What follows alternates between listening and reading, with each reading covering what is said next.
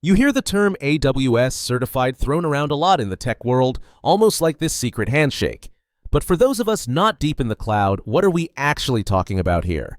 That's a great way to put it. Think of it as a professional credential, like a license or a degree specifically for Amazon's cloud platform. It's a standardized way for IT pros to prove they have the technical skills and knowledge for specific roles, whether they're engineers, administrators, or architects. I see. So it's basically a stamp of approval that says, this person knows their stuff when it comes to the cloud. Exactly. It's like the industry's driver's license for the cloud. When you see that certification, you immediately have a baseline of trust that the person can navigate the complexities of AWS.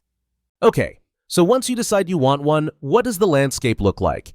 I've heard there are a bunch of different AWS certifications. There are. The system is actually very well structured. It starts with the Foundational Cloud Practitioner certification and then branches into core paths like Architect, Developer, and Operations. On top of that, there's a specialty path for deep dives into things like security or machine learning.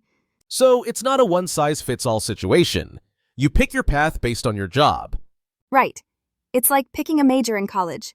You have your general education requirement with the Cloud Practitioner, which, by the way, is super useful even for folks in sales or finance.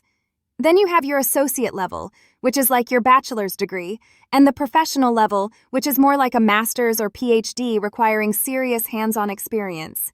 It gives you a clear roadmap for your career. Which brings up the big question. Why go through all the trouble? Is it just about a better resume, or is there more to it? Well, a better resume and the higher salary that often comes with it is definitely a huge part of it. But the real value is in the process. Studying for these exams forces you to deeply understand how to build robust, secure, and efficient solutions on AWS. So it's less about the certificate on the wall and more about the knowledge you gain getting it.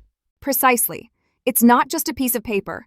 It's a forcing function to acquire skills that are in massive demand. It's tangible proof that you can handle complex cloud challenges. In a way, it's the key to unlock your cloud expertise and credibility in the market. Okay, I'm sold. If someone wants to get certified, what's the game plan? How do you actually prepare for and pass these things? The official advice is pretty broad. They just say take well-considered actions. But in practice, it means a mix of training courses, studying official AWS white papers, and hitting practice exams. The costs vary, with associate exams around $150 and the professional or specialty ones at $300. And is there a magic number to pass? Like you need to get 75%, right? That's an interesting detail. There's no fixed passing score. AWS uses a statistical analysis for each exam, so the passing mark can actually change from test to test. It really keeps you on your toes. So you can't just memorize facts. You really have to know the material inside and out. You absolutely have to. And this is the most critical part. You need real-world hands-on experience. Especially for the professional and specialty certs, they're designed to test your judgment in real production scenarios. You can't just read about it. You have to have built it, broken it, and fixed it.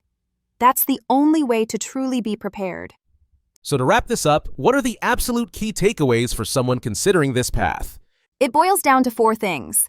First, an AWS certification is the official industry proof of your cloud skills.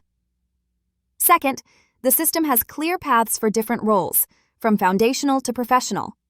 Third, the value is huge, boosting your career, salary, and actual on-the-job competence.